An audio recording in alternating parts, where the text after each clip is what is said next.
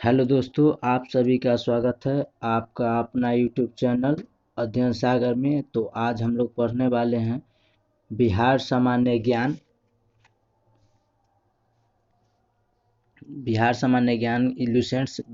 सामान्य ज्ञान के बारे में हम लोग आज पढ़ने वाले हैं। तो देख लेते हैं इसका विषय सूची।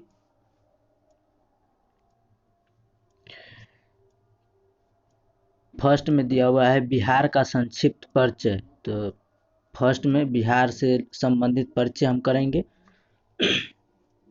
बिहार का संक्षिप्त परिचय करेंगे। उसके बाद दो में दिया हुआ है बिहार का इतिहास। तो बिहार का इतिहास में प्रथम है बिहार का प्राचीन बिहार। उसके बाद है मध्यकालीन बिहार और एवं मध्यकालीन बिहार, पूर्व मध्यकालीन एवं मध्यकालीन बिहार। उसके बाद मुगल शासन काल। तो एक एक करके हम पढ़ेंगे। तो शुरू करते हैं। सबसे फर्स्ट पढ़ने के लिए बिहार का संक्षिप्त परिचय। तो चलिए शुरू करते हैं।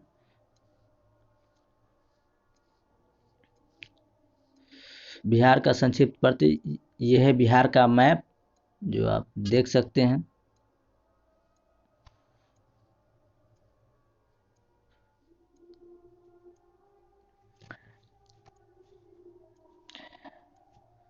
बिहार के संदर्भ में बिहार के संदर्भ में भा बिहार के संदर्भ में प्रथम जानकारी हमें शतपथ ब्राह्मण से मिलती है, जिसमें ऋषि गौतम रहुगण से संबंधित विधेय माधव नामक एक राजा का उल्लेख है, जिसने मिथिला के गौरवशाली साम्राज्य की आधारशिला रखी थी। एक बार और रिपीट कर देते हैं। बिहार के संदर्भ में प्रथम जानकारी हमें बिहार के बारे में जो हमें प्रथम जानकारी मिलता है वो शतपथ ब्राह्मण से मिलता है, जिसमें ऋषि कौन थे? गौतम। रहुगण से संबंधित विधेय माधव नामक एक राजा का उल्लेख है, जिसने मिथिला के गौरवशाली साम्राज्य की आधारशिला रखी। विदेह राजा जनक इसी साम्राज्य के सर्वाधिक यशस्वी सम्राट हुए। कहा जाता है कि तत्कालीन भारत में मिथिला सर्वाधिक संस्कृति एवं सभ्य था। एक बार और रिपीट करते हैं। विदेह राजा जनक इसी साम्राज्य के सर्वाधिक यशस्वी सम्राट हुए। कहा जाता है कि तत्कालीन भारत में मिथिला सर्वाधिक संस्कृति एवं सभ्य राज्य था।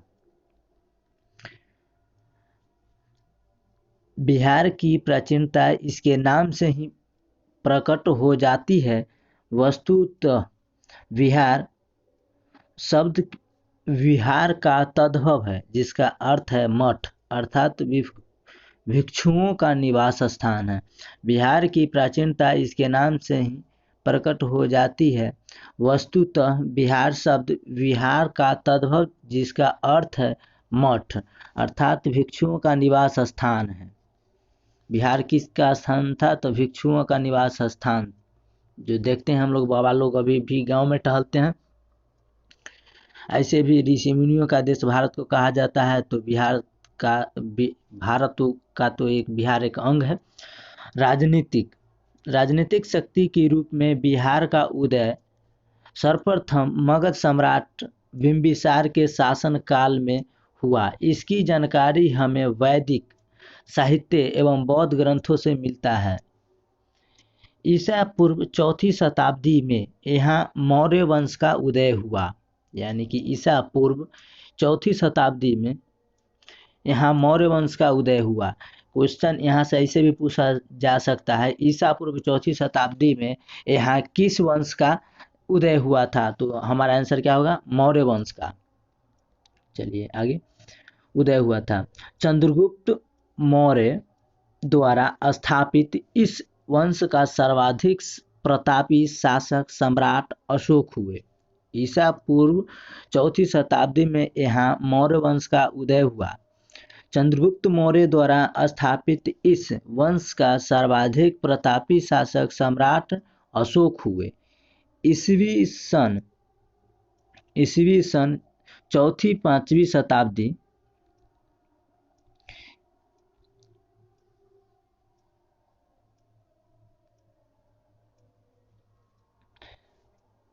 ईस्वी सन 4वीं-5वीं शताब्दी में गुप्त वंश के शासनकाल में मगध साम्राज्य पुनः उन्नति के शिखर पर पहुंच गया।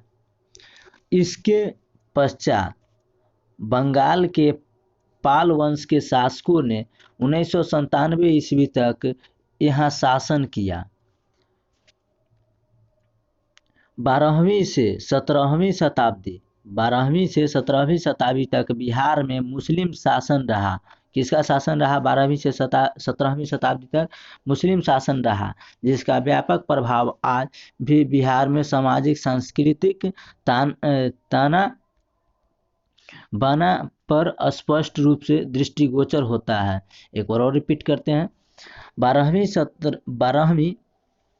से 17वीं शताब्दी तक बिहार में मुस्लिम शासन रहा। किसका शासन रहा? मुस्लिम शासन रहा 12वीं से 17वीं शताब्दी तक, जिसका व्यापक प्रभाव आज भी बिहार के सामाजिक सांस्कृतिक ताना बाना पर स्पष्ट रूप से दृष्टिगोचर होता है। 12वीं शताब्दी के मुस्लिम आक्रमणकारियों ने इस प्रदेश को बिहार के नाम से संबोधित करना शुरू कर दिया था। 12वीं शताब्दी के मुस्लिम आक्रमणकारियों ने इस प्रदेश को बिहार के नाम से संबोधित करना शुरू कर दिया था।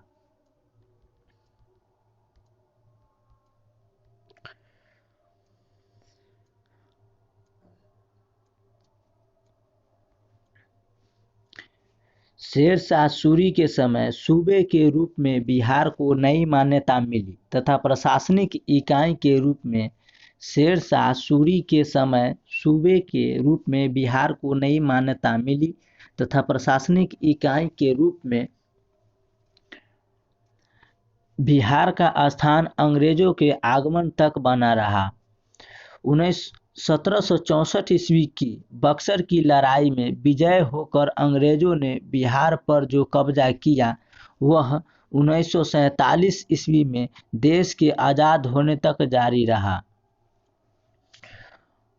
1764 ईस्वी में बंगाल के नवाबों के अंग्रेजों से पराजित होने के बावजूद बिहार बंगाल का ही एक अंग रहा। एक बार और रिपीट कर देते हैं। शेर शाह सूरी के समय सूबे के रूप में बिहार को नई मान्यता मिली तथा प्रशासनिक इकाई के रूप में बिहार का स्थान अंग्रेजों के आगमन तक बना रहा। 1764 ईस्वी की बक्सर की लड़ाई में विजयी होकर अंग्रेजों ने बिहार पर जो कब्जा किया वह 1947 ईस्वी में देश के आज़ाद होने तक जारी रहा। 1764 ईस्वी में बंगाल के नवाबों के अंग्रेजों से पराजित होने के बावजूद बिहार बंगाल का ही एक अंग रहा। 1764 ईस्वी में बंगाल के नवाबों के अंग्रेजों से पराजित होने के बावजूद बिहार बंगाल का ही एक अंग रहा था। यानी कि 1764 ईस्वी में बंगाल के नवाबों के अंग्रेजों से पराजित यानी कि हार जाने के बावजूद भी बिहार बंगाल का ही एक अंग था।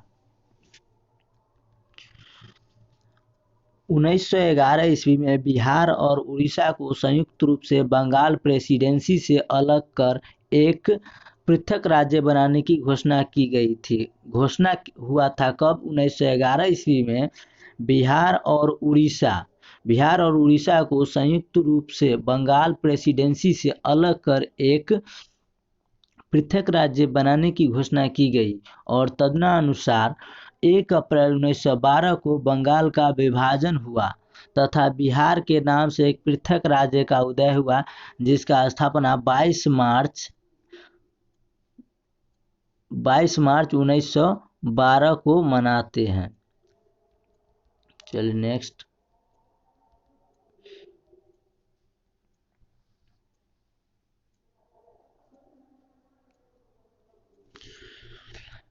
पहली बार 1936 में बिहार को 2 राज्यों में विभाजित कर दिया गया। उड़ीसा जो बिहार की एक कमिश्नरी थी, उड़ीसा जो बिहार की एक कमिश्नरी थी एक अलग प्रांत का दर्जा दिया गया। उड़ीसा एक बिहार का कमिश्नरी थी जो उसका एक अलग प्रांत का दर्जा दिया गया। स्वतंत्रता प्राप्ति के बाद 1948 ईस्वी में राय सरायकेला सरायकेला और खनसवा दो स्थानीय देशी राजाओं के स्टेट को बिहार में शामिल कर लिया गया और उन्हें सिंहभूम जिले को अंग बना दिया गया। किंतु 1956 में जब राज्य का पुनर्गठन हुआ तब पुरुलिया एवं किशनगंज के कुछ भागों को काटकर पश्चिम बंगाल में शामिल किया गया। इस प्रकार जो बिहार अस्तित्व में आया वह वर्ष 2000 में झारखंड राज्य के निर्माण होने तक क्षेत्रफल की दृष्टि से देश का 9वां और जनसंख्या की दृष्टि से देश का दूसरा सबसे बड़ा राज्य बना।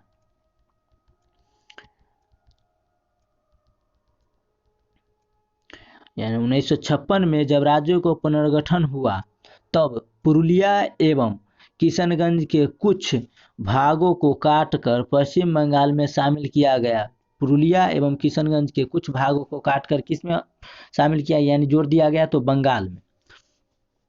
इस प्रकार बिहार अस्तित्व में आया। वर्ष 2000 में झारखंड राज्य के निर्माण होने तक क्षेत्रफल की दृष्टि से देश का 9वां, यानी कि क्षेत्रफल की दृष्टि से बिहार जो था सो 9वां उस समय था और जनसंख्या की दृष्टि से देश का दूसरा सबसे बड़ा राज्य था। ठीक है, तो आप लोग कमेंट सेक्शन में जाकर बताएंगे जो अभी बिहार क्षेत्रफल की दृष्टि से और जनसंख्या की दृष्टि से क्या स्थान है। ठीक है गाइज, तो चलते हैं आगे।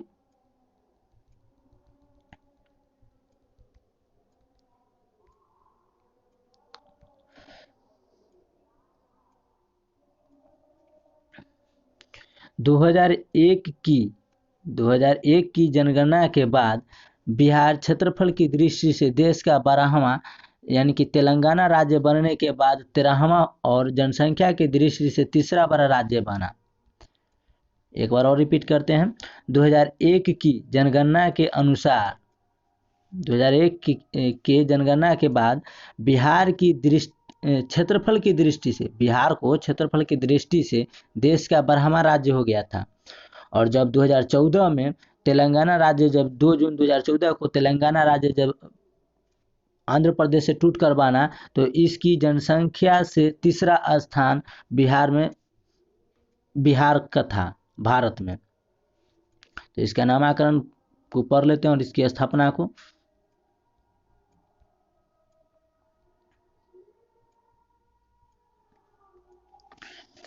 तो राज्य का परिचय, तो नाम बिहार। बिहार की स्थापना दिवस कब मनाया जाता है, तो 22 मार्च 1912 को। बिहार की स्थापना दिवस कब मनाया जाता है, 22 मार्च 1912 को, जो आने वाला है। तो हम लोग बिहार की हैप्पी बर्थडे मनाएंगे। इसके बारे में इम्पोर्टेंट दिया हुआ है वो पढ़ लेते हैं। 12 दिसंबर 1911 ईस्वी को बिहार को बंगाल से पृथक बनाने की दिल्ली दरबार में घोषणा हुआ था। यानी कि 12 दिसंबर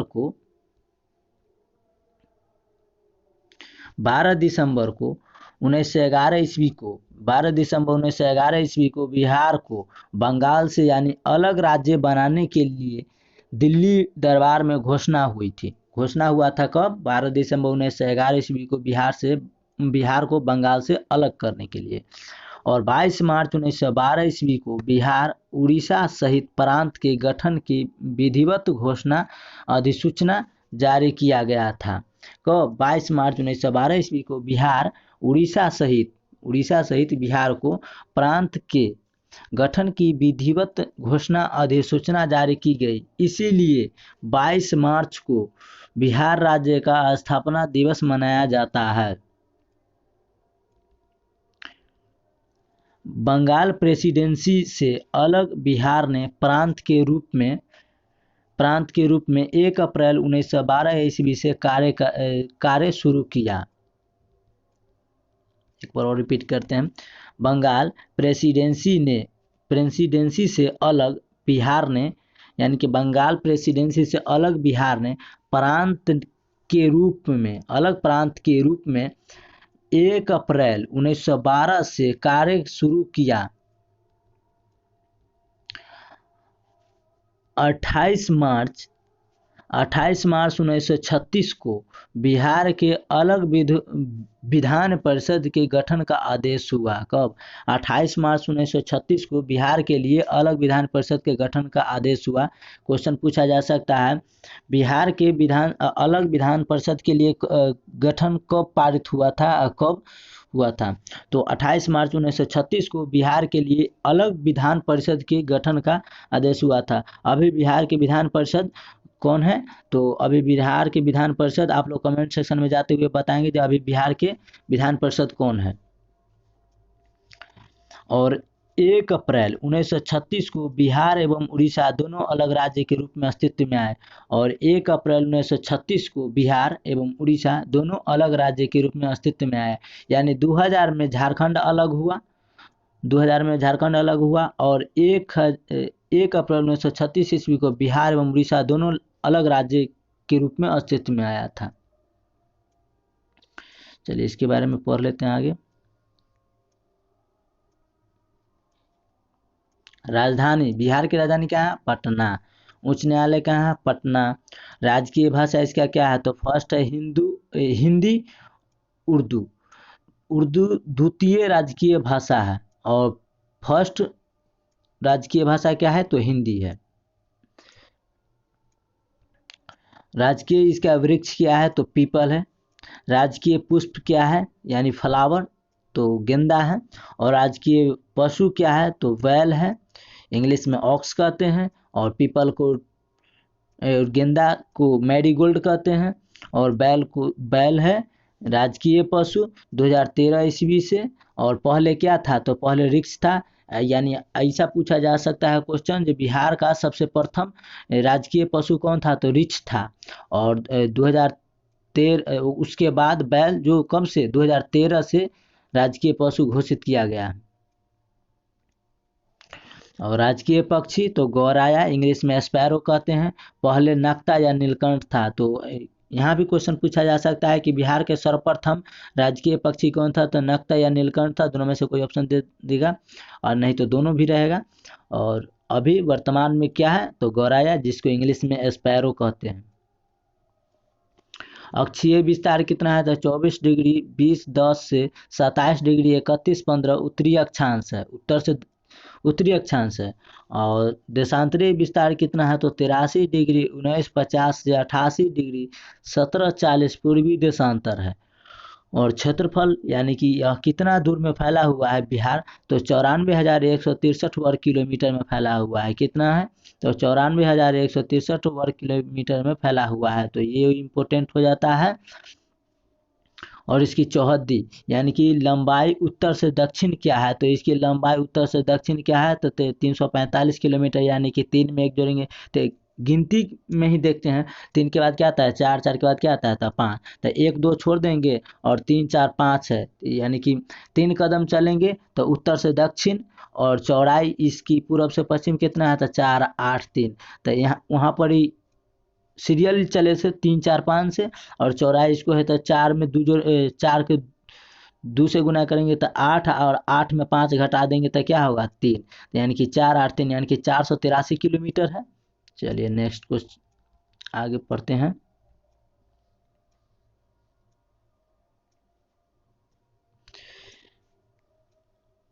सीमाएं, चौहद्दी, उत्तर में कौन है? नेपाल है। दक्षिण में झारखंड, पूरब में पश्चिम बंगाल। उत्तर में नेपाल है, और उत्तर में नेपाल है, दक्षिण में झारखंड है, और पूरब में पश्चिम बंगाल। प से पूरब, प से पश्चिम बंगाल, एक तो याद हो गया। और पश्चिम में है उत्तर प्रदेश। इसकी कुल जनसंख्या कितना है?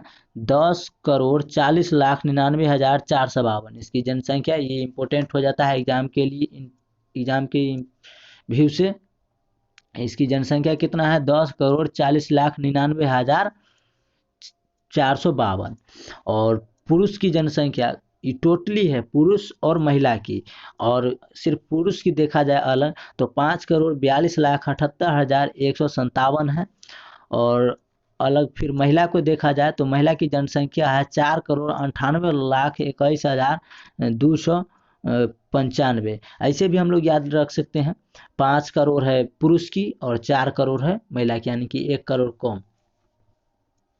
ठीक है, नहीं तो उतना आप जैसे भी याद रख सकते हैं।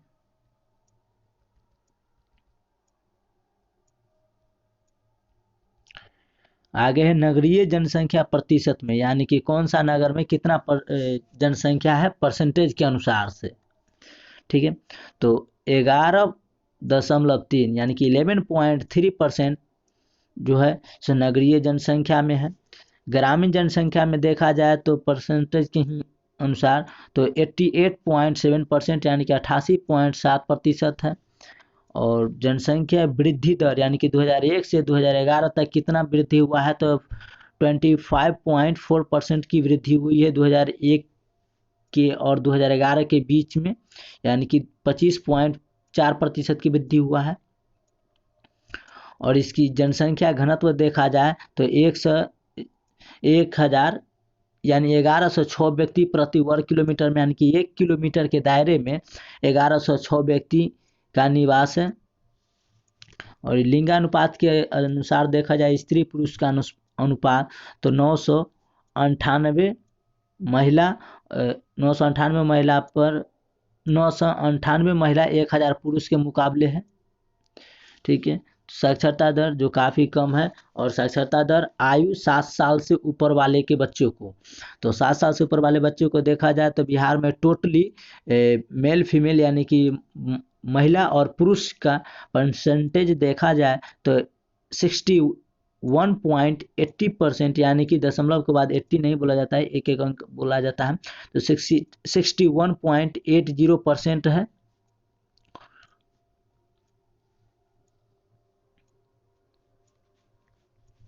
और पुरुष साक्षरता आयु 7 साल से ऊपर वाला को देखा जाए दोनों था टोटली, यानी और ये अलग है सिर्फ पुरुष का 7 साल से ऊपर वाले बच्चों को देखा जाए तो 71.20% है, यानी कि 20%, यानी कि 71.20%। और महिला को देखा जाए तो साक्षरता दर आयु 7 साल से ही ऊपर वाला को तो 51.50% है, यानी कि 51.50%। और ग्रामीण साक्षरता आयु 7 साल से ऊपर वाला को देखा जाए ग्रामीणों में, यानी कि गाँव में निवास करने वाले लोगों को परसेंटेज देखा जाए साक्षरता आयु, इसको भी 7 साल से ऊपर वाले सभी को 7 साल से ऊपर वाला को तो इसका 59.78%, यानी कि 59.78%। और ग्रामीण पुरुषों की, ये ग्रामीण टोटल था मेल फीमेल दोनों का, यानी कि पुरुष और महिला का, और ये पुरुष आ जाता है। तो ग्रामीण पुरुष साक्षरता आयु 7 साल से ऊपर वाला को देखा जाए तो 69.67% है। और ग्रामीण महिला का साक्षरता आयु 7 से ऊपर वाला को देखा जाए तो 49.00% है। और शहरी साक्षरता देखा जाए तो आयु 7 साल से ऊपर वाला को तो इसका है 76.86%। तो ग्रामीण साक्षरता उसका कितना था तो 68। इसका कंपेयर किया जाए तो ग्रामीण साक्षरता था 61.80% और शहरी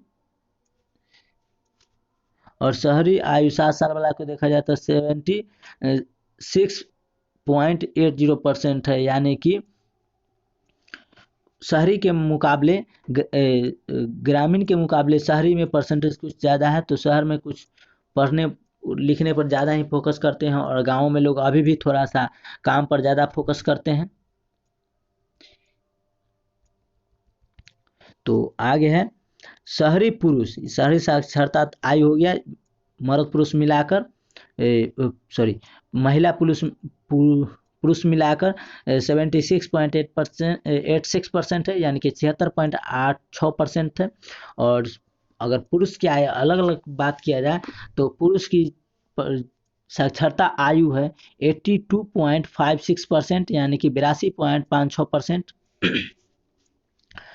महिला शहरी महिला साक्षरता दर देखा जाए, शहरी पुरुष तो देख लिए, शहरी महिला साक्षरता दर आयु देखा जाए तो 70.49% है, 70.49%। और साक्षरता की दृष्टि से भारत में क्रम देखें, यानी कि साक्षरता की दृष्टि से 28 राज्य और 8 केंद्र शासित प्रदेश है, आगे देखा जाए तो 35वां स्थान आता है इसका, दोनों यानी कि केंद्र शासित और राज्य मिलाने के बाद इसका 35वां। और साक्षर आबादी में जो साक्षर आबादी में आता है पूरे टोटली 5,25,04,534 आता है साक्षर आबादी में। टोटली बिहार में 10 करोड़ कुछ है ना, तो इसमें से 5,25,04,553 है। और अलग बात किया जाए साक्षर पुरुषों की देखा जाए तो 3,16,08,023 है।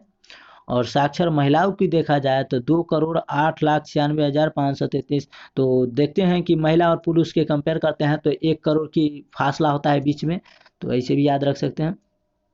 चलिए आगे करते हैं।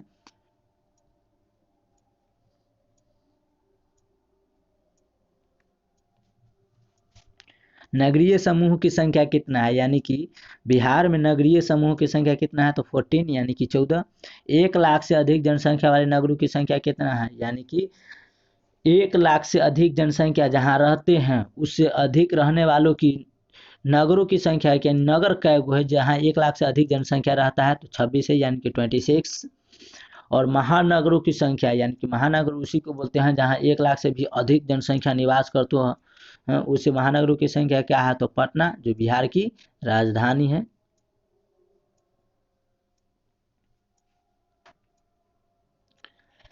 और प्रमंडल कितना है तो प्रमंडल 9 है। जिला इसमें कितना है तो कुल 38 जिले हैं बिहार में। पुलिस जिला का वो है तो 40 है। और जिला यानी डिस्ट्रिक्ट कितना है तो 38। और पुलिस डिस्ट्रिक्ट कितना है तो 40 है, यानी 40। अनुमंडल यहाँ कितना है तो 101। सामुदायिक विकास खंड कितना है तो 534 है। पंचायत समिति, यानी कि सॉरी, पंचायत अलग है, पंचायत समिति अलग है। तो पंचायत देखते हैं तो 8,474 है। पंचायत समिति देखते हैं तो 534 है। 5 में 2 घटाएंगे तो 3, 3 में 1 जोड़ेंगे तो 4, यानी कि 534, 5 3 4 है 534। और पंचायत समिति सदस्य देखते हैं तो कितना है तो पंचायत समिति सदस्य 11,566 है। और प्रमंडल देख लेते हैं, प्रमंडल भूल गए, प्रमंडल कितना है तो 9 गो। तो वो कौन कौन है, पटना, मगध, सारण, तिरहुत, दरभंगा, कोसी, पूर्णिया, भागलपुर और मुंगेर, ये सब क्या है प्रमंडल है हमारे 9 के 9।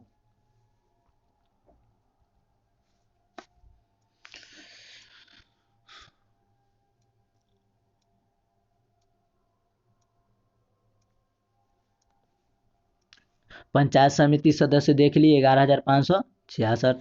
जिला परिषद कितना है तो जिला कितना है 38। तो एक जिला में एक ही जिला परिषद हो सकता है और होता है, तो 38 जिला परिषद भी हो गया।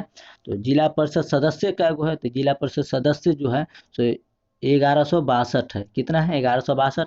नगर निगम कितना है तो बिहार में नगर निगम जिला परिषद सदस्य कितना है 11। और जिला परिषद सदस्य 1162 है। और नगर निगम कितना है 11 है। नगर परिषद कितना है तो नगर निगम 42 है। नगर परिषद कितना है तो 86 है। और नगर पंचायत कितना है तो नगर पंचायत 199। और शहर सर्वाधिक शहर, यानी कि 139 + 60 जनगणना के अनुसार सर्वाधिक शहर, यानी कि 44,877 है। कितना है 44,877। और राजस्व ग्राम कितना है तो राजस्व ग्राम 44,877 है, और शहर है सर्वाधिक 199, और नगर परिषद है कितना, तो 100 नॉर्मल 86 है, 86। और राज्यसभा कितना हो गया, तो राज्यसभा हो गया 44,874। विश्वविद्यालयों की संख्या क्या गो है, यानी बिहार में विश्वविद्यालय यूनिवर्सिटी क्या गो है, तो कितना है, तो 21। और मुख्य फसल यहाँ क्या क्या है, तो धान, गेहूं, मकई, चना, गन्ना, राइस, व्हीट, मेज, ग्रेन और गन्ना। चलिए आगे।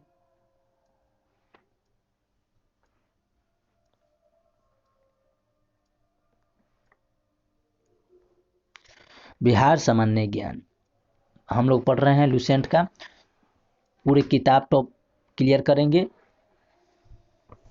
तो विधानसभा क्षेत्र सदस्यों की संख्या कितना है, 243 है, पूछ देगा। और आगे हम पूछ चुके हैं बिहार विधान परिषद के अध्यक्ष कौन है, तो आप लोग कमेंट सेक्शन में जाते हुए कमेंट में लिखेंगे इनका बिहार विधान परिषद का अध्यक्ष कौन है। और विधान परिषद सदस्यों की संख्या कितना है, तो 75 है। बिहार विधानसभा क्षेत्र सदस्य यानी कि संख्या कितना है, तो 243 है। बिहार विधानसभा क्षेत्रों की सदस्य की संख्या पूछ रहा है, और यहाँ पूछ रहा है विधान परिषद सदस्यों की संख्या यानी 75। लोकसभा क्षेत्रों की संख्या कितना है, तो 40। सबसे ज़्यादा कहाँ से आता है, तो ये भी आप कमेंट सेक्शन में जाते होंगे, तो बता देते हैं हम भी। यूपी में है सबसे ज़्यादा, लोकसभा की सीटों की संख्या कुल 80 है। और राज्यसभा सदस्यों की संख्या कितना है, 16। लोकसभा में अराजकता की आरक्षित सीटें कितना है, अराजकता की, तो 6। विधानसभा में अराजकता के लिए आरक्षित सीटें कितना है, 40। लोकसभा में 6 गो, विधानसभा में 40 गो। पंचायत सदस्यों की कुल संख्या कितना है, तो 1,16,023 है, यानी कि इकाई दहाई सैकड़ा हज़ार 10,000 लाख 1,16,023 है। पंचायत प्रमुखों मुखिया की कुल संख्या कितना है, तो पंचायत समिति को पंचायत प्रमुखों यानी मुखियों की कुल संख्या है 8,437। क्षेत्रफल की दृष्टि से सबसे बड़ा जिला, ये इंपॉर्टेंट हो जाता है। क्षेत्रफल की दृष्टि से बिहार में सबसे बड़ा जिला कौन है, तो पश्चिमी चंपारण, दो है, एगो पूर्वी चंपारण एगो पश्चिमी चंपारण। तो यहाँ क्षेत्रफल की दृष्टि से सबसे बड़ा जिला हो जाएगा पश्चिमी चंपारण, और क्षेत्रफल की दृष्टि से सबसे छोटा जिला हो जाएगा शिवहर। ठीक है,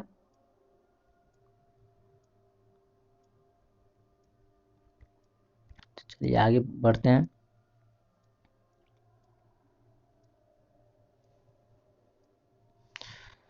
सर्वाधिक जनसंख्या वाला जिला कौन है, तो पटना है। सर्वाधिक जनसंख्या वाला जिला कितना है, जिला यहाँ, तो 58,000 है कि 58,38,465। सर्वाधिक जनसंख्या वाला जिला पटना है। कितना यहाँ जनसंख्या, 58,38,465 है। सबसे कम जनसंख्या वाला जिला कौन है, तो सबसे कम जनसंख्या वाला जिला शेखपुरा है, 6,36,342 है कुल। और सर्वाधिक दशकीय वृद्धि वाला जिला कौन सा है, तो मधेपुरा 31.12% है। और सबसे कम दशकीय वृद्धि वाला जिला कौन सा है, तो गोपालगंज है, यानी कि 19.02%, 19.02%। और सर्वाधिक जनसंख्या घनत्व वाला जिला कौन सा है, तो शिवहर है, घनत्व के मामले में 1880। और सबसे कम जनसंख्या घनत्व वाला में जिला है, तो कैमूर है, 488। सर्वाधिक लिंगानुपात वाला जिला कौन सा है, तो गोपालगंज 2010-21 है। और सबसे कम लिंगानुपात वाला जिला कौन सा है, सर्वाधिक लिंगानुपात के मामले में गोपालगंज अधिक है, 1021 यानी कि 1021 है। सबसे कम लिंगानुपात के मामले में देखा जाए तो मुंगेर है, 876 है। और सर्वाधिक साक्षरता वाला जिला देखा जाए तो रोहतास है, 73.37% है साक्षरता के मामले में।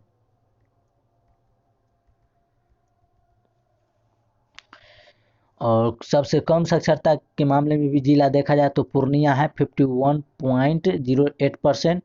और सबसे बड़ा नगर वाला जिला सबसे बड़ा नगर वाला कौन सा है? तो पटना है। सबसे बड़ा नगर कहाँ निवास करता है? तो पटना में।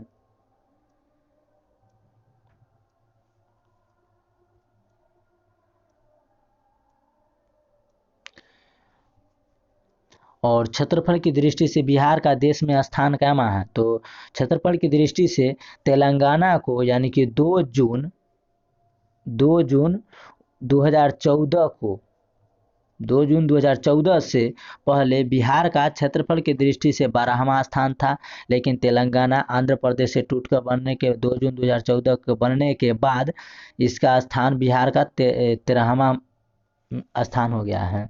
जनसंख्या की दृष्टि से बिहार का देश में स्थान कौन सा है? तीसरा है। ये लो, चलिए। और जनसंख्या घनत्व की दृष्टि से बिहार का स्थान है, देखते हैं आगे। जनसंख्या घनत्व की दृष्टि से बिहार का देश में स्थान है पहला, केवल राज्य में केंद्र शासित को छोड़ दिया जाए तो, नहीं तो दिल्ली और में बहुत जनसंख्या निवास करते हैं क्योंकि हमारे देश का राजधानी है।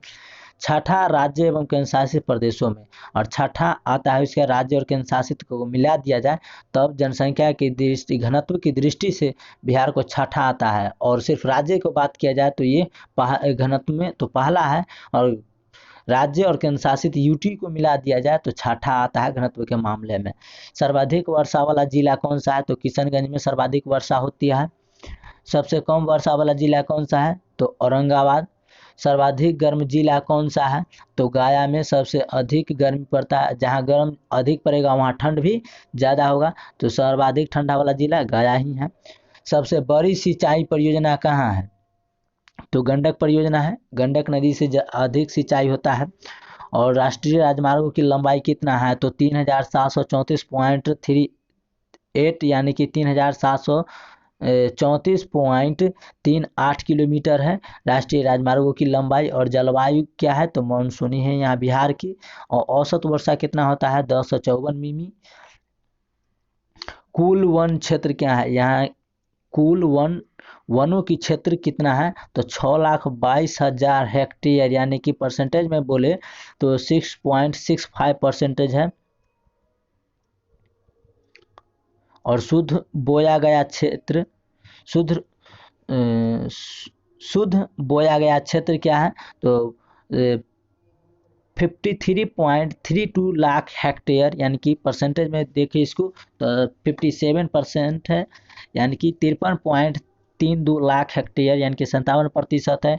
और गैर कृषि कार्यों में लगी भूमि को देखें तो गैर कृषि कार्यों में देखें तो 16.90 लाख हेक्टेयर, परसेंटेज में 17.8% है।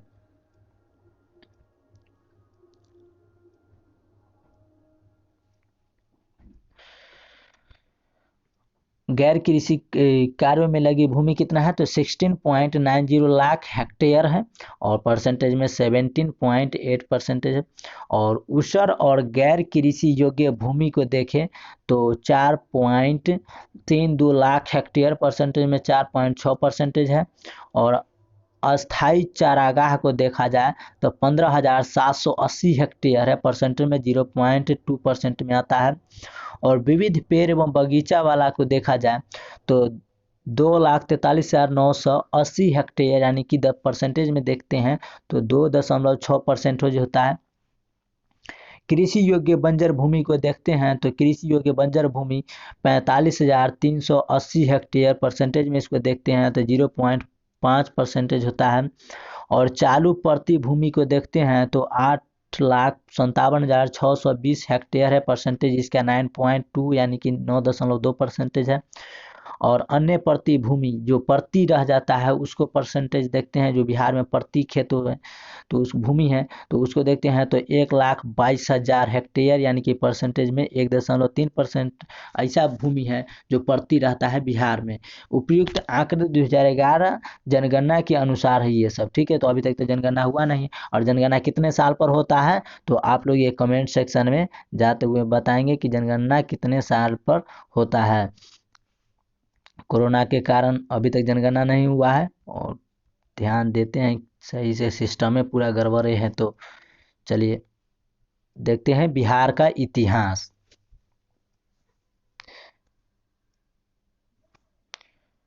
तो दोस्तों बिहार का इतिहास अगला वीडियो में देखेंगे, क्योंकि वीडियो बहुत लंबा हो जाएगा। तो आप लोग सजेस्ट कर सकते हैं, नहीं तो हम अगला टॉपिक में बड़ा वीडियो बनाएंगे। तो रहने देते हैं, क्योंकि आगे अगला वीडियो में बिहार का इतिहास से पढ़ेंगे, क्योंकि वीडियो कुछ ज़्यादा लंबा हो जाएगा। तो छोटा रहेगा तो बार बार देखने में भी आसानी होगा, नहीं तो बड़ा वीडियो होगा तो भगा के देखना होगा, स्किप कर करके देखना होगा। इससे अच्छा है कि हम वीडियो के इतना ही रहने देते हैं। मिलेंगे नेक्स्ट वीडियो में बिहार का इतिहास से। तो आज के लिए इतना है। Thank you. जय हिंद, जय भारत। मिलेंगे नेक्स्ट वीडियो में। तो एक लाइक और एक सब्सक्राइब और एक कमेंट करना नहीं भूलेंगे। और जो मिला है जो कमेंट सेक्शन में जाते हुए लिखना है आप लोग को। तो आपका ये वीडियो कैसा लगा होगा कमेंट सेक्शन में ज़रूर लिखना, और एक लाइक करना, क्योंकि आपका एक लाइक हमें मोटिवेट करेगा अगला नेक्स्ट वीडियो लाने में। तो जय हिंद, मिलेंगे नेक्स्ट वीडियो में। Thank you.